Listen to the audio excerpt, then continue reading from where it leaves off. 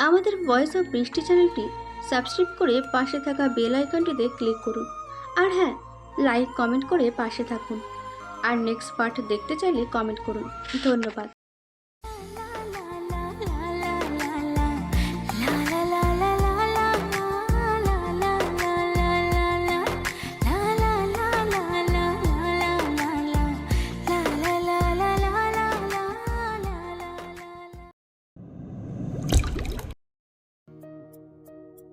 ছোটবেলা থেকেই দেখেছি মা আমার ব্যাপারে ভীষণ প্রোটেক্টিভ। লাইক আমাকে কারোর সাথে মিশতে দিচ্ছে না, কোনো ফ্যামিলি অকেশনে অ্যাটেন্ড করতে দিচ্ছে না, এমনকি নিজেও অ্যাটেন্ড করছে না। কেউ কিছু খেতে দিলে তা ফেলে দিচ্ছে। সবসময় বড় মনি আর ছোট মামির থেকে দূরে থাকতে বলছে। কত শত রেস্ট্রিকশন। আমি সবসময় ভাবতাম, মা এরকম কেন করে, কেন আমাকে স্বাধীনতা দেয় না। বাট কখনোই কোনো এক্সাক্ট কারণ খুঁজে পাইনি। বাপি ম্যাজিস্ট্রেট হওয়ায় বহুবার ট্রান্সফার হয়েছে তার। আমি খেয়াল করেছি যখনই বড়মণি কিংবা আত্মীয় স্বজনদের দেখা পাওয়া যায় এরকম শহরে ট্রান্সফার হতো, তখন মা যেতে চাইতো না। এ নিয়ে খুব ঝগড়া হতো তাদের মাঝে। মাকে রাজি করানোই যেত না। মান অভিমান ভয়ানক পজিশনে চলে যেত। তার ডিসিশনকে রেসপেক্ট করে একটা সময় নিজেই থেমে যেতেন, কথা না বাড়িয়ে চুপচাপ চলে যেতেন। মনে মনে ঠিকই খারাপ লাগতো তার। ফ্যামিলি ছেড়ে একা থাকাটা কেমন একটা ব্যাপার, তাই না? কিন্তু কাউকে ইচ্ছার বিরুদ্ধে তো আর নিয়ে যাওয়া পসিবল না। বাপি সবসময় দুশ্চিন্তায় থাকতেন। দুই মেয়েকে নিয়ে শহরের বুকে ভাড়া বাসায় থাকাটা একটু ভয়েরই ব্যাপার। মা আবার সাদাসিধে মানুষ। সেবার যখন টাঙ্গাইলে বাপের ট্রান্সফার হলো, তখন উনি সিদ্ধান্ত নিলেন শহরে আমাদের একটা নিজস্ব বাসা থাকুক। কিন্তু নতুন বাসায় দ্রুত ভাড়াটিয়া পাওয়া দুষ্কর। সেই দিক থেকে আমরা এবার একলা পড়ে গেলাম। বাপির চিন্তা তিল পরিমাণও কমলো না। পরিস্থিতি এমন, সিকিউরিটি গার্ড রেখেও বিশ্বাস করেন না সে। এমত অবস্থায় নানু পরামর্শ দিলেন মেজো খালামণির ছেলেমেয়েরা আমাদের বাসায় এসে থাকুক। নানুর নিজেরও শরীর ভালো থাকে না, উনিও খুলনা থেকে চলে আসবেন। বাড়িটা ভরা ভরা থাকলে চিন্তা ভয় একটু দূর হবে বাপির। সবাই ভেবে দেখলো কথাটা ঠিক, কিন্তু মা আবারও বেঁকে বসলেন। যদিও বা নানুর মুখের উপর কথা বলবার স্বভাব তার নেই, কিন্তু বাপির সাথে রাগারাগি করার সুযোগ তো আছে। প্রতিবারের মতো সেবারও বাপির সাথে এক পশলা ঝগড়া হলো। এবার বাপি নিজ সিদ্ধান্তে অটল রইলেন। বাসায় ভরে গেল আপনজনদের দ্বারা। আমার খুশির মাত্রাটা সবচেয়ে বেশি ছিল, কারণ এই মানুষগুলোর সাথে আমার দেখা সাক্ষাৎ হয় কদাচিৎ, বিশেষ করে নানুর সাথে। আমি কখনো নানুর কোলে মাথা রেখে গল্প শুনতে শুনতে ঘুমিয়েছি কিনা, কখনো তার হাতে খেয়েছি কিনা মনে পড়ে না আমার। এতটা বছর পর আমার এই স্বপ্ন পূরণ হবে, আমি যেন বিশ্বাসই করতে পারছিলাম না। এতটাই এক্সাইটেড থাকতাম ওদের ব্যাপারে জানার জন্য, কি বলবো আর। নানু আমায় ভীষণ ভালোবাসতেন। এতদিন পর বঞ্চিত হওয়ার সুখগুলো ফেরত পেয়ে না আমার নানুর সাথে গভীর সম্পর্ক হয়ে গেল। তাকে ছাড়া কিছুই বুঝি না আমি। শুরুতে তো মা কিছুই বলতো না, কিন্তু উত্তরোত্তর নানুর নিকটে যেতে দেখে মায়ের পুরনো রাগ মাথা চাড়া দিয়ে উঠলো। এটাকে রাগ বলে ভুল করলাম, আসলে হারানোর ভয়টা বেড়ে গেল। মা পুনরায় রেস্ট্রিকশন দিতে লাগলেন। নানুর সাথে মেশার রেস্ট্রিকশন, এবার এটা আমার মোটেও পছন্দ হলো না। আমি মনে হয় প্রথম তখন মায়ের সাথে জেদ আর তর্ক করতে শুরু করি। মা সবকিছুর ঊর্ধ্বে গিয়ে নিজের রায় কায়েম রাখতেন। আমি আবার এটা মানতে পারতাম না। শুরু হতো ঝামেলা রাগারাগি। নানু আমি একদিকে, মা অন্যদিকে। ক্রমাগত ঝামেলা বাড়ছিল বই কমছিল না। এর মাঝেই আপুর এইচএসসির রেজাল্ট বেরোলো। এত ভালো স্টুডেন্ট ছিল যে দিনাজপুর বোর্ডে ফার্স্ট হলো। আত্মীয় স্বজন নিয়মিত কল করে কংগ্রাচুলেট করছে, দাওয়াত চাইছে। বাড়ির সবাই ভীষণ খুশি। বাপি এলেন টাঙ্গাইল থেকে। ফাইনালি একটা প্রোগ্রামের আয়োজন করা হলো বাসায়। বলতে পারেন আমার এতখানি বয়সে এটাই প্রথম ফ্যামিলি প্রোগ্রাম, তবু আমাদের বাসায়। আমার উৎফুল্লতা একবার চিন্তা তো করো। যাই হোক, এবার কেন যেন মা কোনো রেস্ট্রিকশন ক্রিয়েট করলেন না। নির্দিষ্ট সময় প্রোগ্রাম হলো। বড়মণি মেজমণিরা একদিন আগেই বাসায় এসেছিলেন। ওনারা তো রাতে এসেছিলেন, তাই আমার সাথে দেখা হয়নি, বাট পরের দিন হয়েছে। আপু অন্যান্য কাজিনরা বড়মণিকে খুব ভালোবাসতো দেখতাম। উনি এতই আদর করতেন যে সবাই তাকে বড়মা বলে ডাকতো। আমার ছোট্ট মন ভাবলো আমাকেও বোধ হয় মনি ওদের মতো করেই আদর করবেন। খুশি হয়ে আমিও গেলাম তার সান্নিধ্যে। আহ্লাদ করে বড়মা বলে ডাকলাম। প্রত্যুত্তরে ওনার ব্যবহারটা কিরকম ছিল জানো? ওনার হাতে আমি হাত দিয়েছিলাম, উনি ঝটকা মেরে আমার হাতটা সরিয়ে দিলেন। তড়িৎ উঠে রাগত স্বরে বললেন, এই বেয়াদব, তোর এত বড় সাহস কি করে হয় আমাকে বড় মা বলে ডাকিস? অকস্মাৎ ধমক খেয়ে আমি সহসায় ভয় পেয়ে গিয়েছিলাম। ভীত দৃষ্টিতে আশেপাশে তাকিয়ে বোঝার চেষ্টা করছিলাম আমার দ্বারা কি কোনো ভুল হয়ে গিয়েছে। আমার সাথে সাথে বাকি সবাই অবাক হয়ে তাকিয়েছিল। আমি জানি না আর কারো এই বয়সে হয় কি না, বাট আমার খুব অপমান বোধ হলো। ভয়ের সরে মনে অভিমানের জন্ম নিল। মাথা নিচু করে কাঁদতে কাঁদতে আমি বাড়ির ভেতরে চলে এলাম। পুরো প্রোগ্রাম আমি ঘর ছেড়ে বেরোইনি। রাতের বেলা বাপি আমার রুমে এলেন, হয়তোবা কারো থেকে শুনেছিলেন ঘটনা। পায়ের উপর বসিয়ে মাথায় হাত বুলিয়ে আমার মান ভাঙানোর চেষ্টা করছিলেন। আমি বাপিকে জিজ্ঞেস করলাম, সবাই বড়মণিকে বড় মা ডাকতে পারলে আমি কেন পারবো না বলো? উত্তরে বাপির মুখ কালো হয়ে গিয়েছিল। একটা দীর্ঘশ্বাস ছেড়ে আমার মাথাটা ওনার বুকে চেপে ধরে বলেছিলেন, এসব নিয়ে মন খারাপ করো না বাবু, তুমি বরং বড় মনির থেকে একটু দূরত্ব বজায় রেখো। সেদিন রাতটা যেন তেন প্রকারে কেটে গেল আমার। পরদিন সকালে বাড়ির পরিবেশ গাম্ভীর্যপূর্ণ। কেউ কারোর সাথে বিশেষ কথা বলছে না। শুধু থেকে থেকে বড়মণির ঘর থেকে অস্পষ্ট কিছু কথাবার্তা আর খটখট শব্দ হচ্ছে। আমরা ছোটরা আগ্রহ চেপে বসে আছি। আমাদের একরাশ উদ্বেগ উৎকণ্ঠার সমাপ্তি ঘটিয়ে বড়মণি ঘর ছেড়ে বেরিয়ে এলেন। হাতে তার মাঝারি সাইজের লাগেজ, যেটা আসবার দিন সাথে করে নিয়ে এসেছিলেন তিনি বেশ কয়েকদিন থাকবেন বলে, কিন্তু আজ হঠাৎই রেডি হয়েছেন চলে যাবেন বলে। আমার বুঝতে অসুবিধা হলো না সে কেন চলে যাচ্ছে। আমি তবুও নিশ্চুপ রইলাম। নওশাদ ভাই পাশ থেকে ফিসফিসিয়ে আপুকে জিজ্ঞেস করলেন, নিজের অট্টালিকায়। আপুর উত্তরখানা সম্ভবত বড়মণির কান অবধি পৌঁছেছিল, কারণ সাথে সাথেই সে এই দিকটা ঘুরে তীক্ষ্ণ দৃষ্টিতে আমার দিকে তাকালো। মুখভঙ্গি বিকৃত করে আপু আর মাকে উদ্দেশ্য করে আমায় দেখিয়ে বলল, এই রাস্তার মেয়েটা তোদের মাথা খেয়েছে তাই না? ওনার কথার পরিপ্রেক্ষিতে আপু অত্যন্ত রূঢ়ভাবে কয়েকটা কথা শুনিয়ে দেয় তাকে। মুহূর্তে একটা তর্ক বিতর্কের সৃষ্টি হয়। অবশ্য এখানে তার দোষ ছিল বেশি, তাই তার পক্ষে তো কেউই ছিল না। ওটা নানু ঘর থেকে বেরিয়ে এসে আরো দুটো কথা শুনিয়ে দেয় তাকে। একসময় সে নিজেই থেমে যায়। আঁচলে চোখ মুছতে মুছতে বেরিয়ে যাওয়ার সময় বলে, একটা আউটসাইডার জারাজের জন্য সবাই মিলে আজ আমাকে কথা শোনালে। দেখো একদিন এই মেয়ে তোমাদের অনিষ্টের কারণ হবে। আমি না তখন বুঝতে পারতাম না জারজ কি। হয়তোবা বাপি মা কিংবা আপুকে জিজ্ঞেস করেছি, বাট কেউ এর উত্তর দেয়নি। পাশ কাটিয়ে গিয়েছে, কিন্তু শব্দটা আমার মাথায় সেট হয়ে গিয়েছিল। মনে মনে খুঁজে যাচ্ছিলাম এর মানে, কিন্তু জানতে পারিনি। দীর্ঘদিন অপেক্ষার পর সম্ভবত ক্লাস 8 কিংবা 9-এ জানতে পারি জারজ মানে কি। আর তখনই আমার সবচাইতে বড় সত্যিটার মুখোমুখি হলাম আমার জীবনে। সুপ্তর কথায় ওর দিকে বিস্ফোরিত নয়নে তাকায় নিদ্র। ও হয়তো কল্পনাও করেনি একদিন এত বড় সত্য ওর সামনে আসবে। সুপ্ত মাথা নিচু করে কান্না সংবরণ করার চেষ্টা করছে। ঘন ঘন নিঃশ্বাস ফেলে ঢোক গিলে পুনরায় চোখ তুলে তাকায় নিদ্রর দিকে। হ্যাঁ নিত, আমি হুমায়ুন কবির আর নিশাত কবিরের আপন মেয়ে সুপ্ত কবির নই। আমি তো আমি তো একটা জারজ যে নিজের আসল বাবা মায়ের পরিচয় জানে না। কথা শেষ করে ফুপিয়ে ওঠে সুপ্ত। নিদ্র তড়িৎ ওকে বুকে টেনে নেয়, মাথায় হাত বুলিয়ে ক্ষীণ স্বরে বলে, একদম এসব বলবে না। তুমি হুমায়ুন কবির এবং নিশাত কবিরেরই মেয়ে, সারা পৃথিবী তাই জানে। কিন্তু তা তো সত্যি নয় নিদ্র। অবশ্যই সত্যি, শুধুমাত্র জন্ম দিলেই মাতা পিতা হওয়া যায় না সত্য।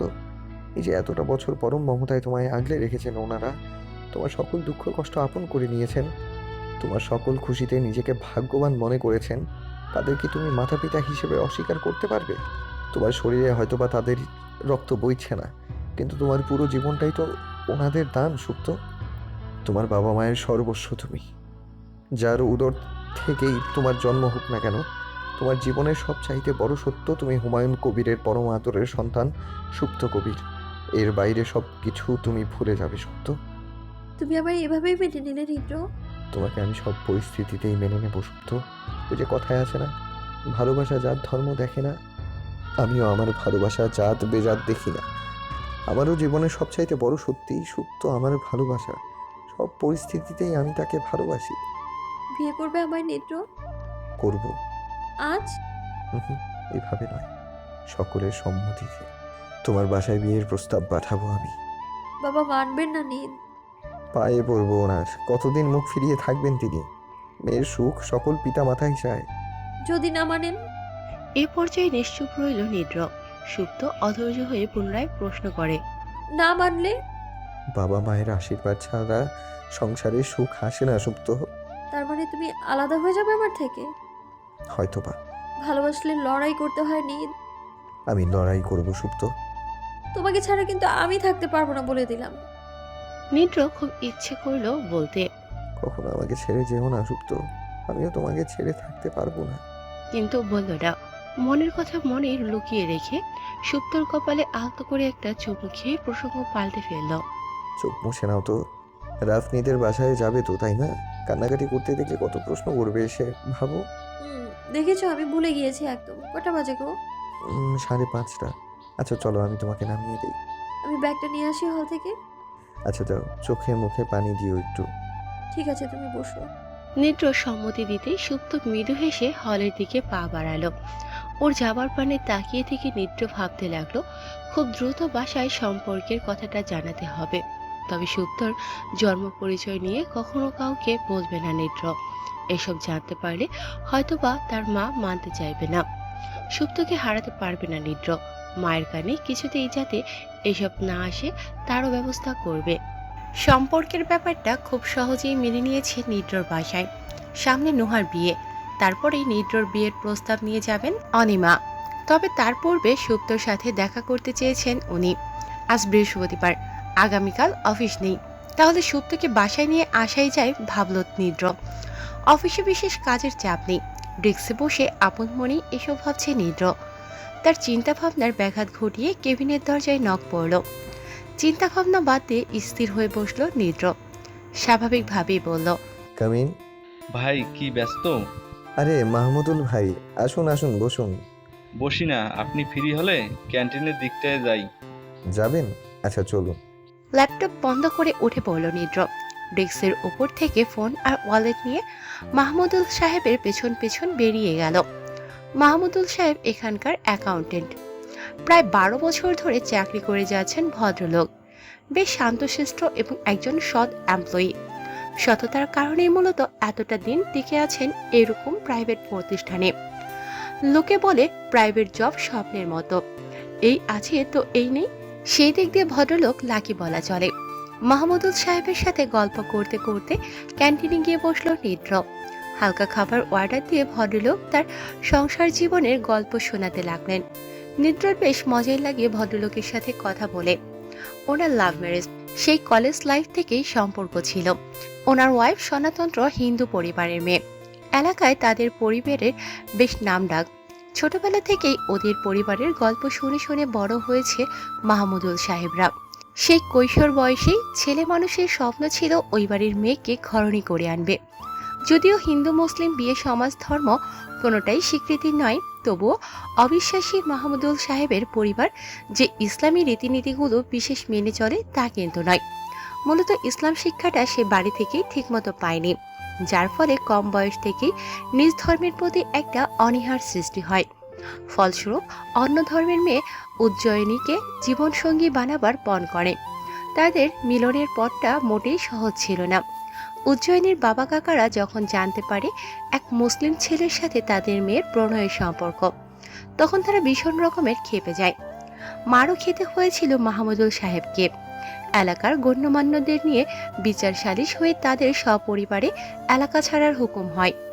এতখানি অপমান নিতে পারেন না মাহমুদুল সাহেবের বাবা। সেদিন রাতেই হার্ট অ্যাটাকে ভদ্রলোক মারা যান। 2 বোন এবং মাকে নিয়ে অথৈ সাগরে পড়ে যান মাহমুদুল সাহেব। পিতার আলোয় ছেড়ে মামার বাসায় উঠতে হয়। তার মামা আবার একজন ইসলামী মাইন্ডের মানুষ ছিলেন। ধর্মীয় রীতিনীতিগুলো স্ট্রিক্টলি ফলো করার চেষ্টা করতেন উনি। তার সান্নিধ্যে থেকে সুমতি হয় মাহমুদুল সাহেবের। উজ্জয়িনীকে এক প্রকার ভুলতেই বসে তখন, কিন্তু সৃষ্টিকর্তার চিন্তাভাবনা অন্য কিছুই ছিল। এক দাঙ্গায় উজ্জয়িনীর পিতৃহারা হয়। কাকাবাবু চক্রান্ত করে সব সম্পত্তি নিজের নামে লিখিয়ে নিয়ে তাকে বাড়ি ছাড়া করেন। মাতা তাকে জন্ম দিতে গিয়েই পরলোক গমন করেছেন। পিতার বিয়োগের পর সত্যিকার অর্থে যে অনাথ হয়ে যায়, মাথা গোজার ঠাঁইও নেই এমন অবস্থা। বেশ কদিন রাস্তায় রাস্তায় ঘোরবার পর কি করে যেন মাহমুদুল সাহেবের সাথে দেখা হয়ে যায়। প্রিয়তমার মুখে তার দুর্বিষহ জীবনের গল্প শুনে এক মুহূর্ত দেরি করে না আর। মামার বাসায় নিয়ে অভিভাবকদের সামনে বিয়ের কথা বলেন। মামা বাবু মেনে নেন ঠিকই, কিন্তু শর্ত দেন মেয়েকে ইসলাম ধর্ম গ্রহণ করতে হবে। উজ্জয়িনীর কাছেও এছাড়া কোনো পথও তো খোলা ছিল না। অবশেষে সে ইসলাম ধর্ম গ্রহণ করে আজীবনের জন্য মাহমুদুল সাহেবের সাথে বিবাহ নামক পবিত্র বন্ধনে আবদ্ধ হয়। মাহমুদুল সাহেব তার নিকটস্থ বন্ধুদের প্রায়ই জীবনের এই গল্পটা শোনায়।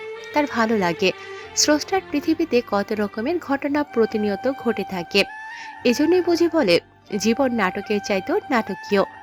গল্প শেষে হাসতে হাসতে মাহমুদুল সাহেব বলেন, বুঝলেন ভাই, আমার জীবন কাহিনী নিয়ে ফিল্ম বানানো সম্ভব। নিজ চোখে না দেখলে মানুষ বিশ্বাস করবে না। সৃষ্টা কত রকমের মিরাক্কেল ঘটাতে পারেন মানুষের জীবনে। আপনি ঠিকই বলেছেন ভাই, আমরা এক একজন এক এক ঘটনার সাক্ষী। হ্যাঁ, তো একদিন আসুন না আমাদের বাসায়। আপনার ভাবে কিন্তু রান্নার হাত ভীষণ ভালো। আসবো, অবশ্যই আসবো। সৌজন্যমূলক হাসি দেয় নীরব। অফিস শেষ হয় সন্ধ্যা 6:30টার দিকে। বেরোবার সময় হুট করে রাস্তার ওপাশে চোখ যায় নীরর। একজন মাঝবয়সী মহিলা ঝুড়ি ভর্তি কাঁচির চুড়ি নিয়ে বসে আছেন।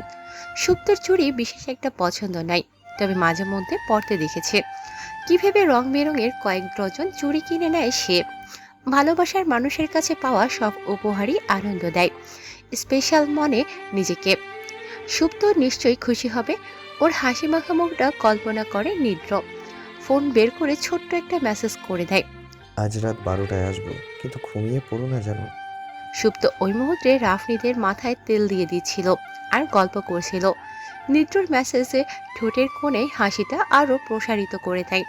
মনে মনে ভাবে ওর জন্য কিছু একটা রান্না করে রাখবে। ও নিশ্চয়ই চমকে যাবে। উফ, ওকে চমকে দিতেও আনন্দ লাগবে সুপ্তর। ঘড়ির কাঁটা যখন 11টার ঘর পার করে, তখন থেকেই অদ্ভুত উত্তেজনা শুরু হয় সুপ্তর মাঝে। ও উত্তেজনা দীর্ঘ অপেক্ষার পর প্রিয়তমাকে কাছে পাওয়ার, তার আঙুলের ভাঁজে আঙুল গুজে পলকহীন চোখে তাকিয়ে থাকার। অপেক্ষা যে বড়ই খারাপ জিনিস। মনে হয় এক মোহর কাটতেই এক যুগ পার হয়ে যাচ্ছে। প্রকৃতিতে হালকা শীতের আমেজ। বাসায় সবাই ঘুমিয়ে পড়ার পর জ্যাকেট গায়ে জড়িয়ে চুড়িগুলো নিয়ে বেরিয়ে পড়ে নীরব। তার বাসা থেকে রাফনিদের বাসার দূরত্ব খানিক বেশি হওয়ায় গাড়ি নিতে হয়। পথিমধ্যে সুপ্তকে কল করতে নেয়, তারপর কি ভেবে আর করে না। অপেক্ষা করছে, বুঝতে পারছে। থাকুক না, খানিক চাতকিনীর ন্যায় বসে সরাসরি তার সামনে উপস্থিত হয়ে উচ্ছ্বাসটা দেখা যাবে। এদিকে সুপ্তর অবস্থা শোচনীয়। ঘর টু ব্যালকনি পায়চারি করতে করতে পায়ে ব্যথা হয়ে গিয়েছে বেচারির। উফ, 12টা বাজে না কেন। বিরক্ত হয়ে ডিভানে বসে পড়ে সুপ্ত। কিছুটা সময় অতিবাহিত হবার পর গাড়ির হর্নের শব্দ ভেসে আসে। ছুটে যায় রেলিংয়ের কাছে। উৎসুক দৃষ্টি দ্রুতই চিনে ফেলে গাড়িটা। ঘর থেকে ফোনের রিংটোন পাওয়া যায়। কাঙ্ক্ষিত মানুষটা এসেছে বুঝতে পেরে লজ্জামাখা একটা হাসি দেয় সে।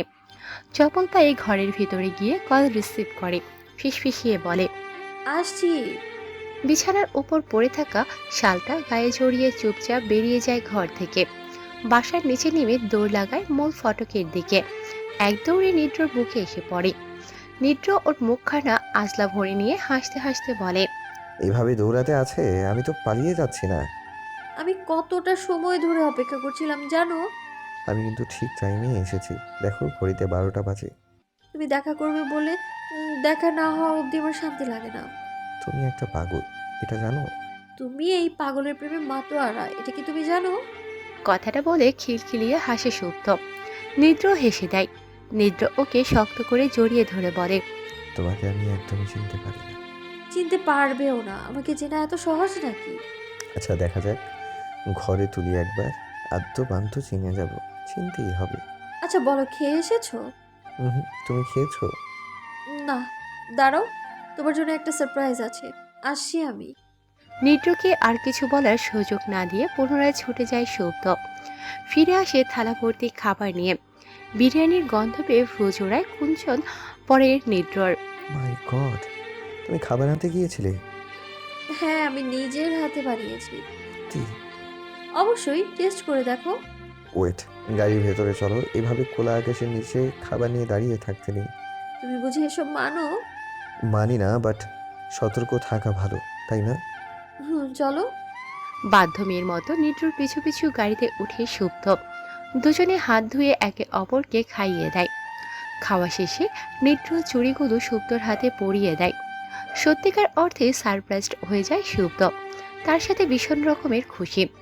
খুশির চোটে চোখে পানি চলে আসে। নিদ্রর প্রতিটা কাজই তাকে অদ্ভুত আনন্দ দেয়। সুন্দর মুহূর্তটা আরো স্মরণীয় করে রাখতে নিদ্র ওকে বলে, চলো কুয়াশাচ্ছন্ন পরিবেশে চন্দ্রবিলাস করি। কিভাবে? এইভাবে। সুপ্তর হাত ধরে গাড়ি থেকে নামায় নিদ্র। ডিকি বেয়ে গাড়ির ওপরে উঠে বসে, এক হাত বাড়িয়ে ডাকে, এসো, এভাবে পড়ে গেলে? আমি আছি না, এসো। ভয়ে ভয়ে নিদ্রর হাতে হাত রাখে সুপ্ত। টলতে টলতে উঠে পড়ে উপরে। নিদ্র জামু ফেলে ইশারা করে কোলে বসতে। সুপ্ত প্রথমে বসতে চায় না লজ্জায়। নিদ্র চোখ গরম করে তাকালে আর দ্বিমত করতে পারে না। বয়স বাড়ার সাথে সাথে লজ্জা পাওয়ার প্রবণতাটা বেড়েছে, নইলে আগেও তো বসেছিল ওর কোলে। কই, লজ্জা তো লাগেনি এরকম। নিদ্র দুহাত দিয়ে ওর পেট জড়িয়ে ধরে। অজানা শিহরণে কেঁপে ওঠে সুপ্ত, ধাতস্থ হয়ে আবদারের সুরে বলে, একটা গান শোনাও তো নিদ। নিদ্র কোনো রকম দ্বিরুক্তি না করে গলা খাঁকড়ে দিয়ে গেয়ে ওঠে। গান শেষ হলেও মুগ্ধতার রেশ কাটে না সুপ্তর। নিদ্র খুব ভালো গান করে। সুপ্ত মাঝে মধ্যে ভাবে, একটা মানুষ চতুর্দিক দিয়ে এত পারফেক্ট হয় কি করে। কি ভাবছো ম্যাডাম? তুমি তো পারফেক্ট কেন? তুমি যে আমাকে ভালোবাসো এজন্য পারফেক্ট মনে হয়, নতুবা আমার মধ্যেও কিন্তু অনেক খামতি আছে। কই, আমি তো দেখতে পাই না। ভালোবাসার মোহে মহাবিষ্ট তুমি, অন্য কিছুর নজরে আসবে কি করে? হাসতে হাসতে বলে নিদ্র। ওর উত্তর পছন্দ হয় না সুপ্তর। প্রসঙ্গ পাল্টে বলে, কই, চাঁদ দেখবে না? দেখছি তো, সেই তখন থেকে। কই, তুমি তো আমার দিকে তাকিয়ে আছো। তুমি আমার চাঁদ। সুপ্তর চোখে চোখ রেখে বলে নিদ্র। ওর কথায় নিশ্চুপ হয়ে যায় সুপ্ত। কি বলবে বুঝে উঠতে পারে না। লাজ লজ্জা ফুলে অনিমেষ দৃষ্টিতে তাকিয়ে থাকে নিদ্রর পানে। নিদ্র ভ্রু নাচিয়ে ইশারা জিজ্ঞেস করে। কি? সুপ্ত ফট করে ওকে জড়িয়ে ধরে, কানের কাছে মুখ নিয়ে বলে, ভালোবাসি, ভালোবাসি, 1000 বার ভালোবাসি। অলসতায় ভরা শীতের সকাল, পুরো শহর কুয়াশায় ঢাকা। খোলা আকাশের নিচে দাঁড়িয়ে মনে হচ্ছে ঝিরি ঝিরি বৃষ্টি পড়ছে। নাতিশীতোষ্ণ অঞ্চলে বসবাসরত মানুষের একটা মূল সমস্যা, শীত আর গরমের মাঝামাঝি থাকতে থাকতে শিশির বিন্দু মাথায় পড়লেই অসুস্থতা জেঁকে বসে। বেশ কয়েকদিন যাবৎ শৈত্যপ্রবাহ চলছে, সূর্যের দেখা নেই। বাসার বাইরে কতটা দিন পা রাখা হয়নি বলতে পারে না কবির সাহেব। একে তো শারীরিক অসুস্থতা, তার উপর ঠান্ডা। স্ত্রীর শাসন তো আছেই, মনটাও ইদানিং ভালো থাকে না। মেয়ে দুটো ছাড়া বাড়িটা কেমন নিস্তব্ধ। এখন তবু সঙ্গী রয়েছে। সঙ্গীহারা হবার পর কি অবস্থা হবে ভাবলেই একরাশ বিষণ্ণতা ঘিরে ধরে। বিছানায় আধশোয়া হয়ে বসে পত্রিকার ফ্রন্ট পেজগুলোতে অমনোযোগে চোখ বোলাচ্ছিলেন আর নানামুখী চিন্তায় মগ্ন ছিলেন কবির সাহেব। চিন্তাভগ্ন হলো সেন্টার টেবিলের উপর বেজে ওঠা ফোনের শব্দে। চোখের সামনে থেকে পেপার সরিয়ে ঘাড় ফিরিয়ে ফোনটা টেনে নিলেন। ছোট শ্যালক আশাদের নাম্বার দেখে খানিক অবাকই লাগলো। প্রায় 5 বছর হবে আশাদের সাথে তার যোগাযোগ নেই, অর্থাৎ কথাবার্তা বন্ধ। বাসায় যাওয়া আসা তো হয়, কিন্তু শ্যালকের সাথে কোনো প্রকার কথাবার্তা তিনি বলেন না, আর না ওপাশের ব্যক্তিটা বলে। মস্তিষ্কে ঘুরপাক খাওয়া নানাবিধ চিন্তা বাদ দিয়ে কলটা রিসিভ করলেন কবির সাহেব। গম্ভীর গলায় বললেন, হ্যালো।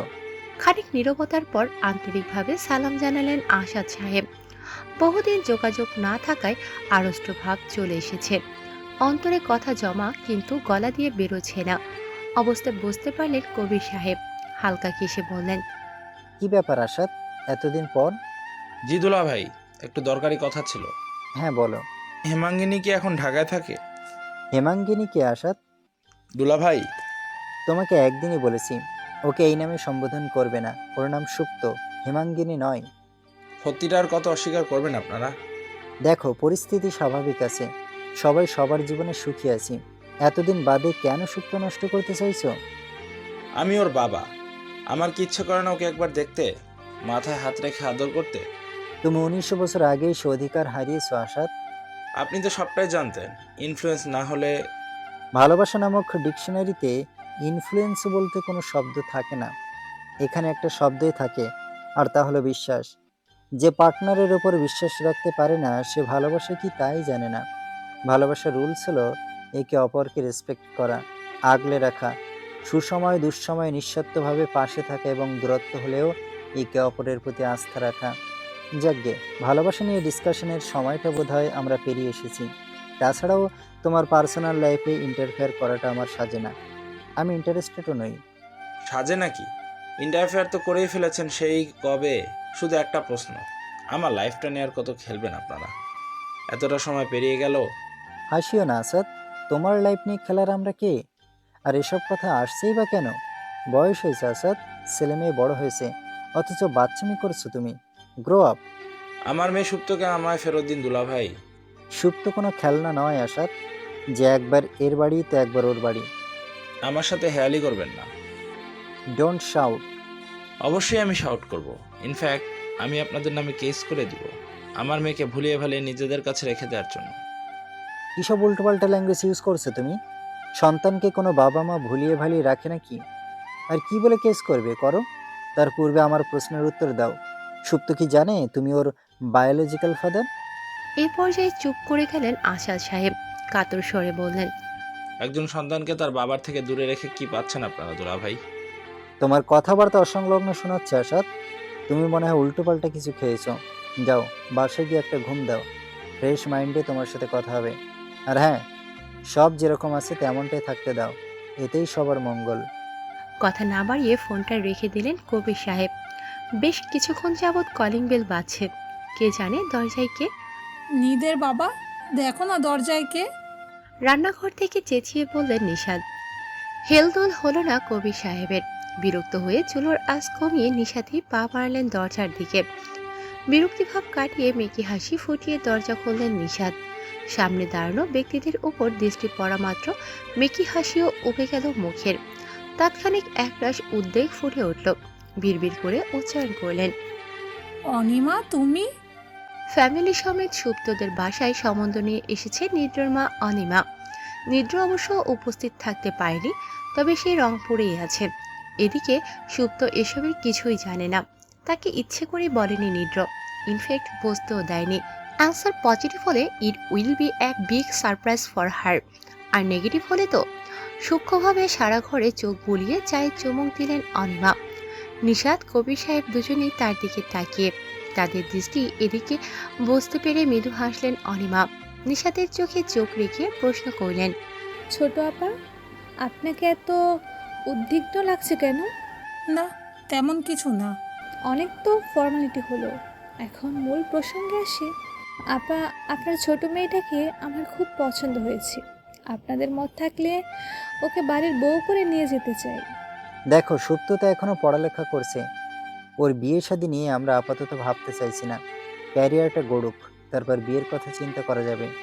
আমরা কি ওর পড়ালেখা অফ করে দেব দুলাভাই? ছোটবেলা থেকেই তো আমাকে চেনে না পা। আমাকে দেখে কি মনে হয় আমি অতটা নিচু মন মানসিকতার মানুষ? বাড়ির বউয়ের ক্যারিয়ারের পথে বাধা হয়ে দাঁড়াবো? আমি তো নিজেই একজন স্বাবলম্বী মানুষ, খ্যাতনামা মহিলা উদ্যোক্তাদের মধ্যে একজন। আমি অবশ্যই চাইবো আমার বাড়ির বউ উচ্চ শিক্ষা অর্জন করুক। আপনারা চিন্তা করছেন কেন? সুপ্ত আমার কাছে মেয়ের মতোই থাকবে। তাছাড়াও নিদ্র আর সুপ্ত একে অপরকে ভীষণ পছন্দ করে। দুজনেই প্রাপ্তবয়স্ক। সময় থাকতেই দায়িত্ব নিয়ে 4 হাত এক করে দিই। বাচ্চারা যাতে ভুল পথে পা না বাড়ায় সেটা দেখবার দায়িত্ব তো আমাদের বাবা মায়েরই, তাই না? অনিমার সহজ সরল ব্যবহার বেশ চিন্তায় ফেলে দিল মিস্টার এবং মিসেস কবিরকে। তার যুক্তির সামনে যেন আজ কিছুই বলতে পারছেন না কবির সাহেব। এরকম আলাপ আলোচনা বেশ কিছুক্ষণ চলল। নিদ্রের মামা মামিও এক পায়ে রাজি সুপ্তকে বাড়ির বউ করবার জন্য। তাদের আগ্রহ দেখে আরও কথা ভুলে যাচ্ছিলেন কবির সাহেব, কিন্তু এত জলদি কোনো সিদ্ধান্তে পৌঁছতে চাইছেন না। এজন্য সংক্ষেপে বলে দিলেন, আমার তো বড় কন্যা বাইরে থাকে, তারও একটা মতামত আছে বোনের ব্যাপারে। তার সাথেও কথাবার্তা বলে দেখি, নিজেরাও চিন্তা ভাবনা করি, এরপর না হয় সিদ্ধান্ত জানাই। অবশ্যই সময় নিন, তবে উত্তর কিন্তু পজিটিভ চাই আপাদুল্লা ভাই। নিশাতের মন দোদুল্যমান অবস্থায়। বুঝতে পারছিলেন অনিমা। ভরসা দিতেই চলে যাবার মুহূর্তে তার হাত ধরে আন্তরিকভাবে বললেন, আপা, অতীতে যা কিছু হয়েছে তা ভুলে যান। আমি সত্যিই খুব লজ্জিত তখনকার কর্মকাণ্ডের জন্য। আসলে বয়সটাই এমন ছিল, আমাদের সময়টা পেরিয়ে গেছে। আমরা কিন্তু তখনই মুভ অন করেছি। নিদ্রর বাবা জীবনের অন্য মানে শিখিয়েছে আমাকে। এই যে আজ এত দূর আসতে পেরেছি, সব নিদ্রর মুখের দিকে তাকিয়ে। ভালো খারাপ সবার মাঝেই থাকে। নিজের খারাপ দিকটাকে সেই কবে মাটি চাপা দিয়ে দিয়েছি বুকের ভেতর। অতীতের কথা ধরে রাখতে নেই আপা, আমি ভুলে গিয়েছি। আপনারাও ভুলে যান। নিজেদের ক্লেশের কারণে সন্তানগুলোর মুখের হাসিটা কেড়ে নেবেন না। সম্পর্কটা মেনে নিন। আমি আমি কথা দিচ্ছি, আপনার মেয়ে আমার ছেলের কাছে ভালো থাকবে। কয়েকদিন যাবৎ রাফনিদ গো ধরেছে বাসা চেঞ্জ করবে। এই বাসাটা নাকি কেমন স্যাঁতসেঁতে লাগছে তার কাছে। এদিকে তৌহিদ অফিসিয়াল কাজে চট্টগ্রাম গিয়েছে। আবার ওর নানিও অসুস্থ, সহজে আসতে পারবে বলে মনে হয় না। রাফনিদের ওসবে মাথা ব্যথা নেই, সব কাজ সে নিজে নিজেই করতে পারে। তৌহিদ আসুক কিংবা না আসুক যায় আসে না, সে বাসা চেঞ্জ করবেই। এদের হাজব্যান্ড ওয়াইফের ফ্যাসাদে আটকে পড়েছে বেচারি সুপ্ত। রাফনিদ তো প্রতিদিন ধমকে টমকে বাসা খুঁজতে নিয়ে যায় তাকে। রাত্রিবেলা আবার তৌহিদ কল করে বকা দেয়, কেন রাফনিদের পাগলামির সঙ্গী হয়েছে। কোন দিকে যাবে বুঝতে পারে না সুপ্ত। আপুকে সাপোর্ট করলে দুলাভাই বকে, দুলাভাইকে সাপোর্ট করলে আপু বকে। কাজের কাজ তো কিচ্ছু হচ্ছে না, মাঝখান থেকে ব্ল্যাকমেলিং আর বকাঝকার সহ্য করতে হচ্ছে, তার সাথে যুক্ত পরিশ্রম। পড়াশোনায়ও ফাঁকি দেওয়া হচ্ছে খুব। সুপ্ত ভয় আছে কোনদিন ওকে বের করে দেয় ভার্সিটি থেকে। আজও বেলা 12টার খানিক পর থেকে সন্ধ্যা পর্যন্ত টানা এগুলি ওগুলিতে গিয়ে বাসা দেখেছে দুমন। মোটে 3টি বাসা পছন্দ হয়েছে রাফনিদের। এখন খোঁজ খবর নিয়ে এলাকার পরিবেশ, তৌহিদের ভার্সিটি, অফিস থেকে দূরত্ব সব দেখে একটাতে উঠে যাবে। বাইরে থেকে এসে শুয়ে পড়ল সুপ্ত। শরীরটা খুব খারাপ লাগছে। এত ঠান্ডায় এভাবে বেরোনো যায় নাকি? উফ, আর ওর আপু তো কিচ্ছু বোঝে না। ফোঁস করে একটা নিঃশ্বাস ছেড়ে রাফনিদকে মেসেজ করে দিল ও এখন ঘুমাবে, ওকে যেন ডিস্টার্ব না করা হয়। একটুখানি ফ্রেশ হয়ে রাফনিদ তৌহিদের সাথে ফোন আলাপে ব্যস্ত হয়ে পড়ল। ওদের কথার মাঝে ল্যান্ডলাইনে আরেকটা কল এলো। তৌহিদকে হোল্ড করতে বলে ওই কল রিসিভ করতে গিয়ে দেখা গেল রংপুর থেকে বাবা কল করেছেন। তৌহিদের ফোন কেটে দিয়ে বাবাকে মোবাইলে কল করলো রাফনিদ। বলা বাহুল্য, উনি সুপ্ত আর নিদ্রার ব্যাপারে কথা বলছিলেন। অতীতের কিছু ঘটনা থেকে শুরু করে সুপ্তর জন্ম সত্যতা সহ বিয়ের প্রস্তাব সবটা নিয়েই কথা হলো। বাবা মাকে অনেক গুরুত্বপূর্ণ বিষয় বোঝাতে হলো রাফনিদের। বেশ যুক্তিতর্কের পর অবশেষে সব সমস্যার সমাধান পাওয়া গেল। কবির সাহেব অতি দ্রুতই তৌহিদ সমেত ওকে রংপুর দিকে পাঠালেন। বাবার সাথে কথা শেষে ফোনটা রাখতে নিয়ে দেখল নিদ্র মেসেজ দিয়েছে। ফ্রি হলে একটা মিসড কল দিও রাফনিদ। ফোনের চার্জ স্বল্পতায় তড়িৎ কল দিতে পারল না রাফনিদ। ফোন চার্জিংয়ে লাগিয়ে ল্যাপটপ নিয়ে বসলো। সরাসরি ভিডিও কলেই কথা বলা যাক। একবার ভাবলো সুপ্ত কেউ ডাকবে নাকি, পর মুহূর্তে মনে পড়ল ও তো ঘুমোচ্ছে। ওকে আর না ডেকে নিদ্রকে কল করলো রাফনিদ। সুপ্তর ঘুম ভাঙলো রাত্রি 12টার দিকে। ব্ল্যাঙ্কেটের ওম থেকে বেরোতে মন চাইল না ওর। কোনো রকমে হাত বার করে ফোনটা টেনে নিল কেবল। নিদ্রর কতগুলো মিসড কল দেখে তড়িৎ উঠে বসলো। একমাত্র দেরি না করে কল ব্যাক করলো। কয়েক সেকেন্ডের মাথায় রিসিভ হলো এবং ওপাশ থেকে গুরু গম্ভীর স্বর ভেসে এলো, নিচে এসো সত্যি। সুপ্তকে কিছু বলতে না দিয়ে কল ডিসকানেক্ট করে দিল নিদ্র। ওর এমন অদ্ভুত আচরণে ভ্রু কুঁচকে গেল সুপ্তর। তীব্র অনিচ্ছা নিয়ে বিছানা ছেড়ে নামলো। কোনো রকমে হাত মুখে পানি দিয়ে পাতলা চাদরটা গায়ে জড়িয়ে বেরিয়ে পড়ল। বলা বাহুল্য, ড্রয়িং রুমের বাতিটাও এই মুহূর্তে নেভানো পেল সুপ্ত। ভাবলো রাফনিদ শুয়ে পড়েছে, কিন্তু ও না খেয়ে ঘুমিয়ে আছে। রাফনিদ একবারও ডাকতে এলো না। একটুখানি অস্বাভাবিক লাগলো সুপ্তর কাছে। সংশয় মনে নিয়ে ধীর পায়ে নেমে এলো নিচে। বাইরে ঠান্ডার প্রকোপ অত্যাধিক। 1 মিনিটেই কাঁপাকাঁপি শুরু হয়ে গেল সুপ্তর। কুয়াশার কারণে কলাপসিবল গেটের বাইরে কিছু দেখা যাচ্ছে না। ফোনে ফ্ল্যাশ চালিয়ে বুঝবার চেষ্টা করলো নিদ্র কোথায়। বোকা বানালো নাকি? সরু চোখে ক্ষীণ আলোয় যতখানি দেখা যায় দেখবার চেষ্টা করলো সুপ্ত। তারপর কি মনে করে খুব সন্তর্পণে কলাপসিবল গেটটা টেনে হালকা খুলল। সর্বশেষ সিঁড়িটায় দাঁড়ানো মাত্র চারদিকের লাইট জ্বলে উঠল। সুপ্ত দেখতে পেল বাসায় প্রায় সবাই এখানেই উপস্থিত, এমনকি রাফনিদ, এবং ওর ঠিক সামনে নিদ্র হাঁটু গেড়ে বসে হাসি হাসি মুখ করে তাকিয়ে আছে। সুপ্ত যেন কিছুই বুঝতে পারল না, প্রশ্নবোধক দৃষ্টিতে সবার দিকে তাকাতে লাগলো। নিদ্রর পেছনে দাঁড়ালো সকলে সমস্বরে চিৎকার দিয়ে বলে উঠল, সারপ্রাইজ! হঠাৎ জোরে শব্দ হয়, সুপ্ত চমকে উঠল। ওই মুহূর্তে নিদ্র মৃদু হেসে একটা রিং ওর দিকে বাড়িয়ে দিয়ে বলল, উইল ইউ ম্যারি মি? সুপ্ত বিস্ময়ে বিমূঢ়।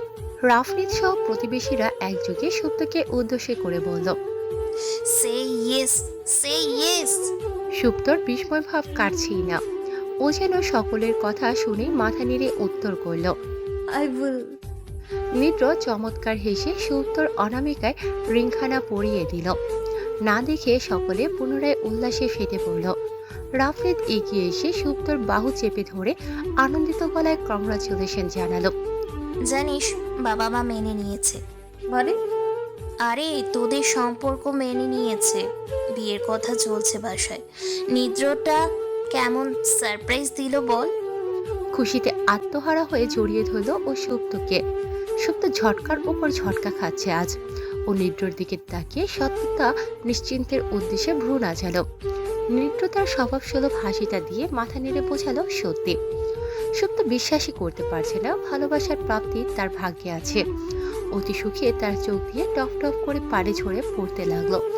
সুপ্তকে কাঁদতে দেখে রাফনিদ ঘাড় ফিরিয়ে নিদ্রকে জিজ্ঞেস করলো, এই ছিচকাদুনি পাগলাটাকে সামলাতে পারবে তো? খুব পারবো। দৃঢ় শোনালো নিদ্রর গলা। সুপ্ত ফিসফিসিয়ে রাফনিদকে শুধালো, আপু, আমার না বিশ্বাস হচ্ছে না আমার জীবনের সুখ আসলেই এতটা সহজলভ্য। খুব তাড়াহুড়ো করে বিয়ের ডেট ফিক্সড করা হলো সুপ্তর। কবি সাহেব যথেষ্ট অসন্তুষ্ট এরকম তাড়াহুড়োর বিয়েতে। বড় মেয়ের বিয়ে উপলক্ষে অনুষ্ঠান করার সুযোগ হয়নি। অনেক আত্মীয় স্বজন জানেই না রাফনিদ বিবাহিত। ছোট মেয়েটারও একই অবস্থা। ব্যাপারটা ভাবলেই মন খারাপ হয়ে যাচ্ছে বেচারার। ইচ্ছে ছিল বিশাল আয়োজন করে মেয়ে বিদায় করবে, কিন্তু কই পূরণ হচ্ছে কই সেই ইচ্ছে। বিশেষ আত্মীয় স্বজনকে বলার সুযোগ নেই। হাতে গোনা দু একজন, যারা না হলেই নয় তাদেরকে ডাকা হয়েছে। গতকাল সুপ্তর নানি আর মেজমণির পরিবার এসেছে। বড়মণি সাফ সাফ মানা করে দিয়েছেন, এসব উল্টোপাল্টা প্রোগ্রামে অ্যাটেন্ড করার টাইম নেই তার। রইল বাকি বড় মামা, উনি তো বিদেশে, হঠাৎ আসতে পারছেন না। ছোট মামাকে ইনভাইট করা হয়েছে কিনা জানে না সুপ্ত। আপাতত ও বসে আছে বাসার ছাদে। নানি ওর গায়ে উপটান লাগিয়ে দিয়েছেন। এটা লাগালে নাকি মেয়েরা সুন্দর হয়।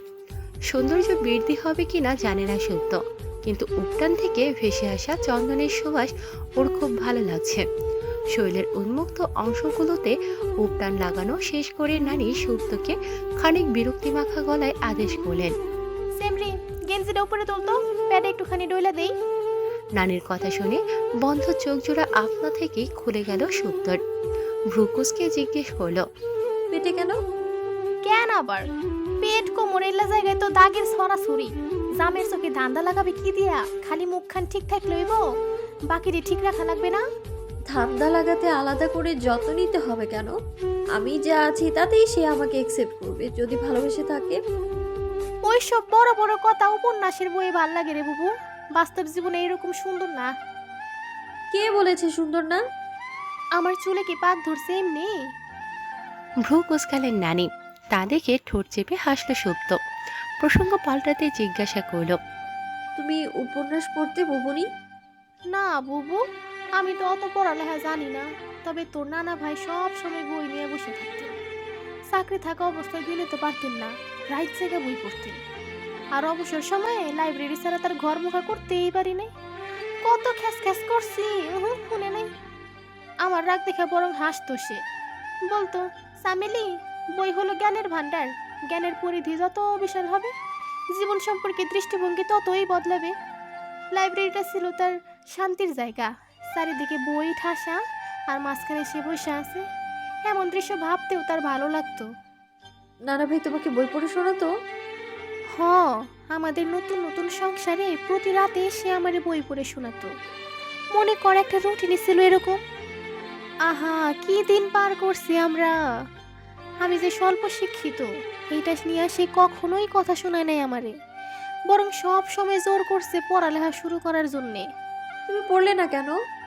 মানা ছিল শাশুড়ি, ননদ, আবার বাড়ি থেকে আমার আম্মা ভাবির সবাই শাসাই ছিল পড়লে সংসার করতে দিবে না। আমি তো ভীত ছিলাম বুবু। তোর নানা ভাই তখন শহরে থাকতেন, নতুন বউ আমি গ্রামের বাড়িতে থাকি শাশুড়ি ননদের সাথে। একলা মানুষ সাধ্য আছে ঝগড়া করে পড়ালেখা চালায় যাওয়ার? তুমি শহরে চলে আসবে কবে? তোর বড় মামা হওয়ার পর। আসলে আয়ুব সব সময় অসুস্থ থাকতো, পেটের মধ্যে পুষ্টি পায় নাই তো তাই। এদিকে গ্রামে ভালো ডাক্তারও আসছিল না, এত দূর থেকে দৌড়ঝাঁপ কষ্টসাধ্য। তাই তোর নানা ভাই সিদ্ধান্ত নিল বাচ্চা সহ আমার শহরে নিবে। তোমার শাশুড়ি অমত করেনি? হুম, নাতি জীবনের ব্যাপার। তবে আমার ননদ অনেক বাধা দেবার চেষ্টা করছে। সে তো কবিরাজও ডেকে আনছিল চিকিৎসার জন্য, তবুও শহরে যাইতে দেবে না আমারে। পরে তোর নানা ভাই রাগারাগি করলো ওর ছেলে মানুষিতে, ঝগড়া হইলো ভাই বোনের, তাকে নারাজ রেখে আমরা চলে আসলাম। তোমার ননদ তো একদম লেডি হিটলার ছিল। এবার বুঝতে পেরেছি বড়মণি কার মতো হয়েছে। কার মতো? তোমার ননদের মতো। লেডি হিটলারের ভাতিজি, সেকেন্ড লেডি হিটলার। হাসতে হাসতে বলল সুপ্ত। নানু ওর পিঠে আলতো চাপড় মেরে চোখ রাগানোর চেষ্টা করে বললেন, চুপ সেমরি, আমার মায়েরা হিটলার রাখো আমার সামনেই। আরে চোখ রাঙাও কেন? মনে মনে তুমিও তো জানো তোমার বড় মেয়ে তোমার ননদেরই জেরক্স কপি হয়েছে। একটু একটু স্বীকার করি। ফিসফিসিয়ে বললেন সুপ্তর নানি। একযোগে হেসে উঠল নানি নাতনি। খুব তাড়াহুড়ো করে হলুদ বাড়ছে রাফনিদ। সীমিত আকারে সুপ্তকে হলুদ ছোঁয়ানোর সিদ্ধান্ত হয়েছে। বিয়ে শাদীর ব্যাপার, হলুদ না হলে হয়। সুপ্তর বন্ধু বান্ধবদের মধ্যে অনেকেই এসে পড়েছে ইতিমধ্যে। তারা সবাই বাসা ডেকোরেট করতে ব্যস্ত। এদিকে সুপ্তকে ছাড়তেই চাচ্ছে না চামেলি বেগম। আজ সকল প্রকার ঘষা মাজার মাধ্যমে নাতনিকে চকচকে করে ক্ষান্ত হবেন তিনি। নানুর অত্যাচার বন্ধুদের সাথে বসে দুটুন্ড কথাও বলতে পারেনি সুপ্ত। মনে মনে সে ভীষণ বিরক্ত। আরে নিদ্রার সাথেও তো কথা হয়নি। সীমিত আয়োজনে বিয়ে করেও যদি এত প্যারা খেতে হয়, তাহলে হিউজ প্রোগ্রামে কি অবস্থা হবে ভাবলেই গায়ে কাটা দিচ্ছে সুপ্তর। বুক চিরে দীর্ঘশ্বাস ছেড়ে আকাশ পানে তাকিয়ে মনে মনে প্রার্থনা করল, আল্লাহ, আমার জামাইটাকে একবার দেখার সুযোগটা করে দাও না প্লিজ। আমাদের ফ্লাইটে উঠেছে অনিমা এবং নিদ্র, কিন্তু নিদ্রর মামা মামিকে কোনোভাবেই রাখা সম্ভব হয়নি। ওনারা রংপুরেই একটা হোটেলে উঠেছেন। নিদ্র জানতো মামা মামি কখনোই এ বাসায় আসবে না। বোনের সংসারে যেখানে হয়নি, বোনের স্থানটা যেখানে অন্য কেউ দখল করে নিয়েছে, সেখানটায় কোনো ভাইয়েরই রাত্রি যাপন সম্ভব নয়। অনিমারও অবশ্য এসবে কিছু যায় আসে না। সে প্রোগ্রেসিভ সমাজের রুলস ফলো করে চলে। ডিভোর্স হয়েছে বলে হাজবেন্ডের সাথে যোগাযোগ রাখা যাবে না, কিংবা হাজবেন্ডের ফ্যামিলির সাথে সম্পর্ক রাখা যাবে না, এরকম মতবাদে সে বিশ্বাসী নয়। হ্যাঁ, ডিভোর্সের পর প্রথম কয়েক বছর সে একদমই যোগাযোগ রাখেনি নুহাসের সাথে। তবে নিড্রর কাস্টাডি নিয়ে যখন কোর্ট কাচারি হলো, তারপর থেকেই নুহাসের সাথে টুকটাক যোগাযোগ রয়েছে তার। মজার ব্যাপার হলো, নুহাসের দ্বিতীয় বিয়ের পেছনে কলকাঠি কিন্তু অনিমাই নেড়েছিল। অনিমার কাছে জীবনটা এক্সপেরিমেন্টাল, টকঝাল মিষ্টি সব রকমেরই টেস্ট থাকা প্রয়োজন এতে।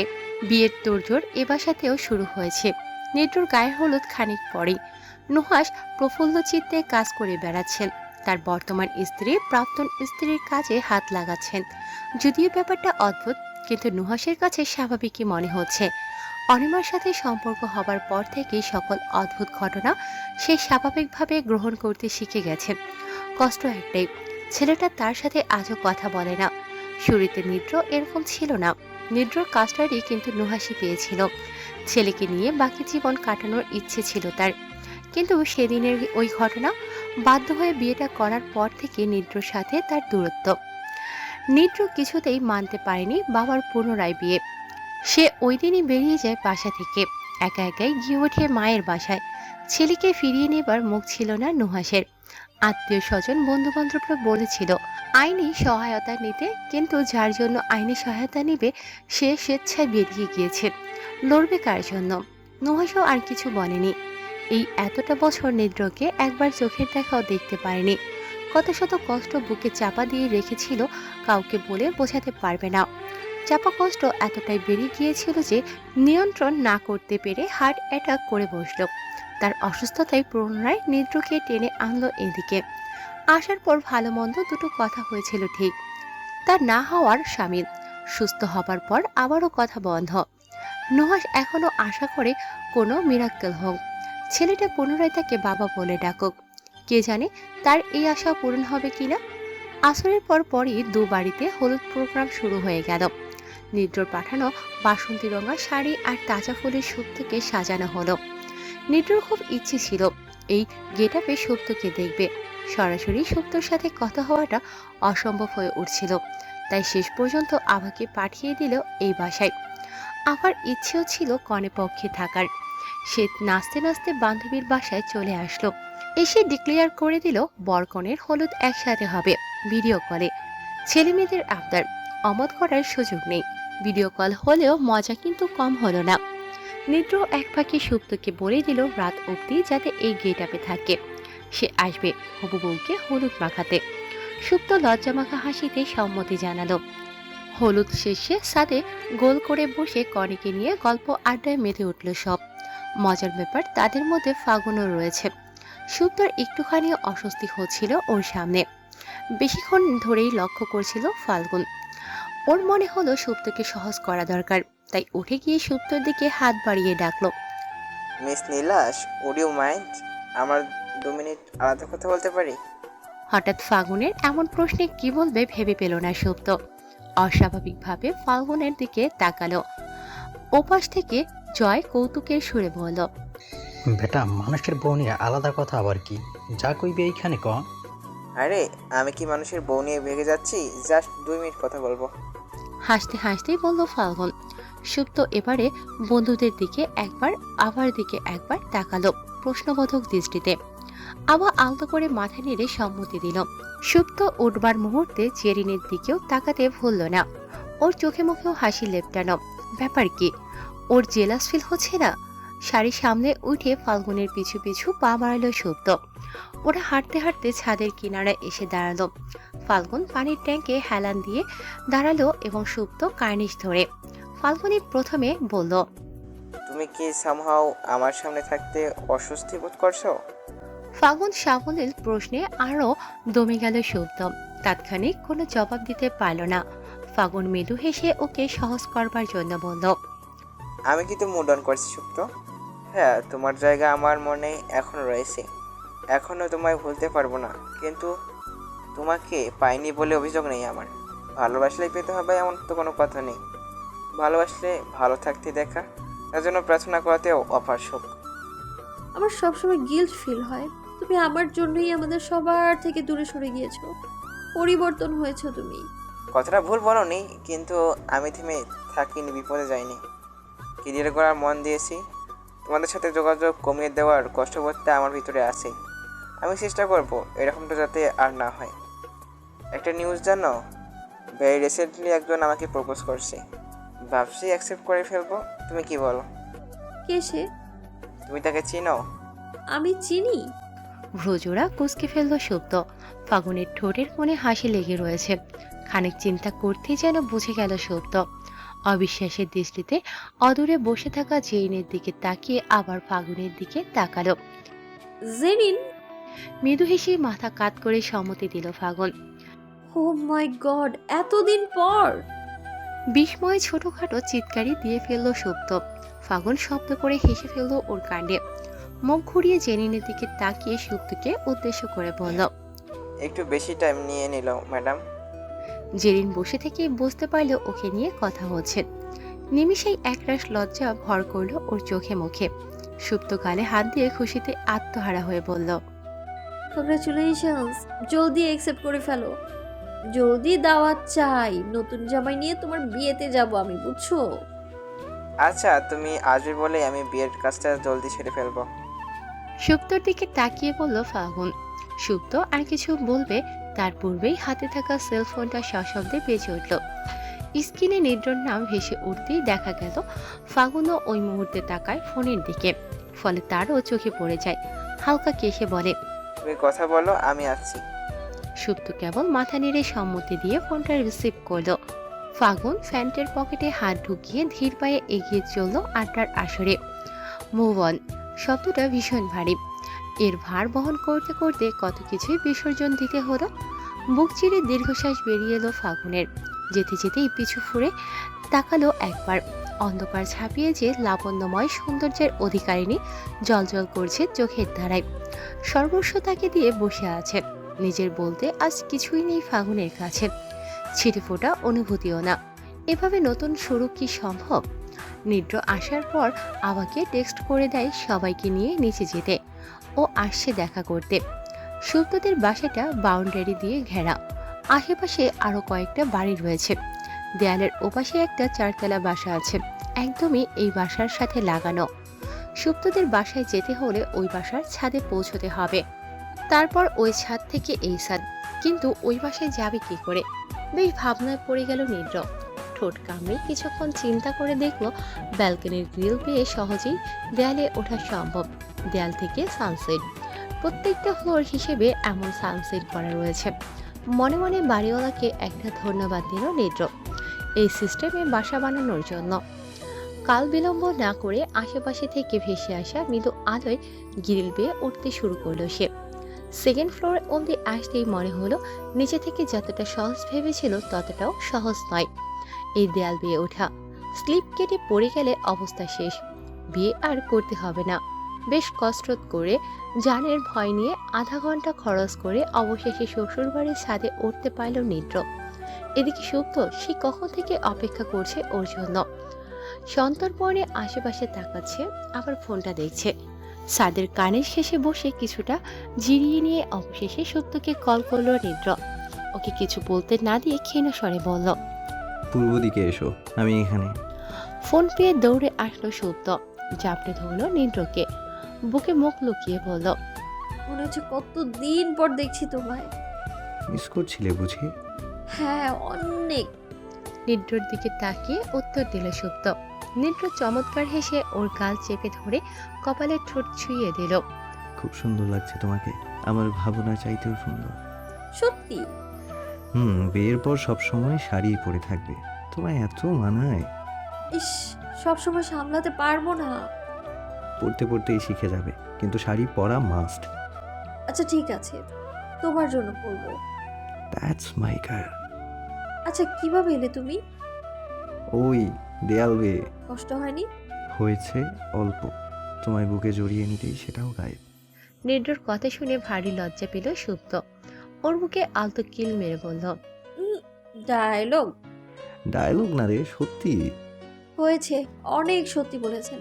এবার বলুন তো, এত রাতে দেয়াল টপকে আসলেন কেন আপনি?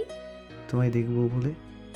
আর আর সুপ্তকে এক হাতে আঁকলে নিয়ে অপর হাত দিয়ে পকেট থেকে হলুদ প্যাকেট বের করলো।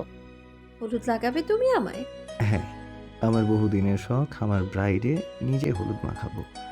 দাও, মাখিয়ে দাও। গাল বাড়িয়ে বলল সুপ্ত।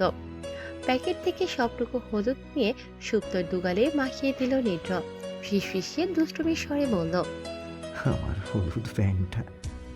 নিদ্রর মুখে হলুদ ব্যাগ শুনে সুপ্তর সে 2 বছর আগে দেখা স্বপ্নের কথা মনে পড়ে গেল। চোখ ছোট ছোট করে নিদ্রকে জিজ্ঞেস করল, কি বললা? বউ আমার হলুদ ব্যাং করে শুধু ঘ্যাঙর ঘ্যাং। এই বদমাইশ! রেগে খামচি দিল সুপ্ত নিদ্রকে। নিদ্রকে জ্বালাতে শুরু করে বলতেই থাকলো, সুপ্ত হলুদ ব্যাং করে শুধু ঘ্যাঙর ঘ্যাং। সুপ্ত রেগে কপাল চাপড়ে নিজেকেই বলল, শেষ পর্যন্ত এই ছেলে আমার কপালে ছিল। আল্লাহ! বিয়ের পরপরই নিদ্রের নানা নানি নাত বউকে দেখবার ইচ্ছে পোষণ করলেন। নিদ্রর নানা অসুস্থ বলে তারা আসতে পারেননি। ভবিষ্যতেও আসতে পারবেন কিনা সন্দেহ। শারীরিক কন্ডিশন দিনকে দিন তার খারাপই হচ্ছে। মৃত্যুর পূর্বে আদরের নাতির সুখ দেখে যেতে চেয়েছিলেন ভদ্রলোক। নিদ্র তার নানা ভাইয়ের ভীষণ ক্লোজ ছিল। বাবার অবর্তমানে নানা ভাই ডাল স্বরূপ দাঁড়িয়েছিল তার জীবনে। শুভ কাজে সেই প্রিয় মানুষটার সাথে ছিল না বলে বড্ড মন খারাপ হয়েছিল নিদ্রার। মা বাবার পাশাপাশি এই মানুষটারও আশীর্বাদ তার জীবনে গুরুত্বপূর্ণ। তাই সে পরিকল্পনা করেছে সুপ্তকে নিয়ে সোজা রাজশাহীতেই চলে যাবে। ছুটি আছে আরও 3 দিন। ওখানে 2 রাত থেকে ঢাকার উদ্দেশ্যে তারা রওনা হয়ে যাবে। অনিমা অবশ্য যাচ্ছে না ওদের সাথে। তার কিছু অফিসিয়াল কাজের জন্য আর্জেন্ট ঢাকায় যাওয়া প্রয়োজন। সেও আজই ঢাকা ফিরছে। নিশাতের মনটা বেশ খারাপ। মেয়েকে এত জলদি বিদায় দেবার ইচ্ছে তার ছিল না। আরো 2 দিন নিজের কাছে রাখতো, মন খুলে গল্প করত। বিয়ে তো হয়েই গেল, আগের মতো কি আর কাছে পাবে? সত্য মায়ের বিষণ্ণতা আন্দাজ করতে পেরেছে। তার নিজেরও বেশ খারাপই লাগছে, কিন্তু করার তো কিছু নেই। সব দিক সামলে চলতে হবে। বিবাহ বন্ধনে আবদ্ধ হওয়া মাত্রই এক দায়িত্ববোধ এসে গেছে ভিতরে। আপাতত মাকে সান্ত্বনা দেওয়া ছাড়া অন্য কোনো অপশন নেই। বেরোনোর মুহূর্তে বাবা মায়ের থেকে আলাদাভাবে বিদায় নিল সত্য। কবির সাহেব তো নিজেকে সামলে নিলেন, কিন্তু নিশাত একদমই পাইলেন না। মেয়েকে শক্ত করে জড়িয়ে ধরে ঝরঝর করে কেঁদে ফেললেন। সুপ্ত নিজের ইমোশন কন্ট্রোল করে মায়ের কাঁধে মাথা রেখে বলল, আমি খুব জলদি আসবো আম্মু, তুমি একদম মন খারাপ করবে না।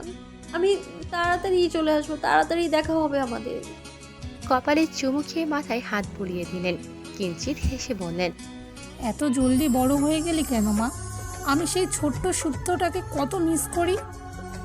ইস, কাঁদে না। আচ্ছা, তো তুমি ছোট্ট বনে গেলে, দেখি চোখ মুছো তো। তুমি কাঁদলে আমি যাই কি করে বলো তো? সত্যি আর কাঁদবো না, সাবধানে যা তোরা, আমি দোয়া করে দিই। চোখের পানিটুকু মুছে ফেললেন নিশাদ। কবির সাহেব স্ত্রীর কাঁধে হাত রেখে তাকে সামনে নিলেন। সুপ্ত বাবার পাশ হয়ে সালাম করে বিগত দিনের ভুলগুলোর জন্য মাপ চাইল। কবির সাহেব মেয়ের মাথায় হাত বুলিয়ে বললেন, আমি কিছু মনে রাখিনি বাবু, তোমার বয়সটা এরকম ছিল। হঠাৎ করে এমন ধাক্কাটা তুমি মানতে পারছিলে না। ওসব কথা বাদ দাও, সবসময় হাসি খুশি থেকো তুমি। তোমার সুখটাই আমার কাছে সবার আগে। তোমার মুখের হাসির জন্য তোমার বাপি সব কিছুই করতে পারে। যে কোনো সমস্যায় সবার আগে বাপিকে জানাবে, কোনো কম্প্রোমাইজ করবে না, ঠিক আছে? দোয়া করবে বাপি। আমার দোয়া সবসময় তোমাদের সাথে থাকবে মা। আসি বাপি। হ্যাঁ, চলো। রংপুর টু রাজশাহী 6 থেকে 7 ঘন্টা জার্নি। লং জার্নিতে নিজেদের গাড়ি নিয়ে যাওয়াটাই শ্রেয় মনে করল নিদ্র। তার পরিকল্পনা ছিল একা একাই যাবে বউ নিয়ে, কিন্তু রাফনির ঘোর আপত্তি জানালো। এতখানি পথ ড্রাইভ করতে গেলে শরীর খারাপ হতে পারে। সে চায় না বোনজামের সুন্দর মুহূর্তগুলো অসুস্থতা এসে নষ্ট করুক। বাধ্য হয়ে নিদ্রকে ড্রাইভার নিতে হলো। গাড়িতে উঠবার মুহূর্তে রাফনির সুপ্তর কানে ফিসফিসিয়ে বলল, all the best for your কাপঝাপ। ঢাকায় গিয়ে কথা হবে, হ্যাঁ? তা হবে, বাট কাপ ঝাপ, হোয়াটস দ্যাট? আরে গুটুর মুটুর। এখন আবার গুটুর মুটুর কি? গর্ধব গেট লস্ট। এই অবুঝ মন দিয়ে বিয়ে করতে গিয়েছিলি কেন? ছি আপু, আজ তুমি আমার গর্দব বললে। ভুল হয়েছে, আগে বলতে হতো। তাহলে বেচারা নিদ্রর সাথে এই না ইনসাফিটা হতো না। যাও, তোমার সাথে কথাই নেই। বুদ্ধ কাপজাপ মানে হলো। এই ছি আপু, যাও তো যাও, আমাদের লেট হচ্ছে। আহা, আমার ঢঙির বোনটা কিছুক্ষণ আগেই কেঁদে কেটে সাগর বানিয়ে দিচ্ছিল, এখন লেট হচ্ছে। ঢঙ্গিন আবার কেমন শব্দ? আমার বানানো শব্দ বিশ্লেষণ করতে হবে? না না, দরকার নেই। তুমি বরং আরো কয়েকটা শব্দ জড়ো করো, দুলা ভাইকে বিশ্লেষণ শোনাও, আমরা বরং আসি। আমি তো তোকেই শোনাবো। তুই ঢাকায় আয় একবার।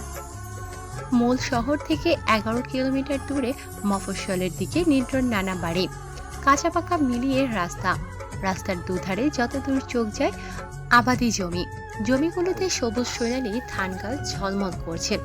সুপ্ত মুগ্ধ চোখে বাতাসে দোল খাওয়া কচি ধান গাছের আনন্দ নৃত্য উপভোগ করছে। তার মনে হচ্ছে এই সুবাসিত কাদামাটি, হালকা শিশির ঝরা প্রকৃতি আর সবুজ ফসল নতুন বধূকে স্বাগতম জানাচ্ছে তাদের এলাকায়। মনোমুগ্ধকর প্রাকৃতিক দৃশ্য আরো কাছ থেকে দেখতে ইচ্ছে করছে সুপ্তর। সে বাইরে থেকে চোখ সরিয়ে নিদ্রর হাত চেপে ধরল। গাড়িটা থামাতে বলো, আমি ওই ফসলগুলো কাছে থেকে দেখতে চাই। জমিগুলো আমাদের প্রতিবেশীদের, চিন্তা নেই, কাল একবার নিয়ে আসবো তোমায়। এক্ষুনি প্লিজ। ম্যাডাম, আমরা কাছাকাছি চলে এসেছি। নানা নানি যে অপেক্ষা করছেন, তাদের অপেক্ষা আরো সুদূর প্রসারী করতে চাও? না না, তাহলে থাক। মন খারাপ করে না, কাল আরো নতুন নতুন জিনিস তোমায় দেখাবো। ধানের শীষে যখন শিশির বিন্দু জমে থাকবে, প্রকৃতি যখন সম্পূর্ণ কুয়াশার চাদরে ঢাকা, তখন এসব দেখতে আরো ভালো লাগবে। বাবা ঠিক কইছে বৌমা, এই অসময়ে দেখা মজা পাইবা না। স্বাস্থ্য হইতাছে, তুমি বরং কাইল বিয়ান সূর্যের আলোয় দেখো। লুকিং গ্লাসে সুপ্তর প্রতিবিম্বর দিকে তাকিয়ে হালকা হেসে বললেন ড্রাইভার সাহেব। সুপ্ত মাথা নেড়ে সায় দিল। মফস্বলে সচরাচর গাড়ি দেখা যায় না। এতদিন বাদে গাড়ির শব্দ পেয়ে ছোট ছোট ছেলে পেলে খেলাস ছেড়ে কৌতূহলী দৃষ্টিতে তাকিয়ে থাকলো। তাদের আগ্রহ দেখবে গাড়ি কোথায় যায়।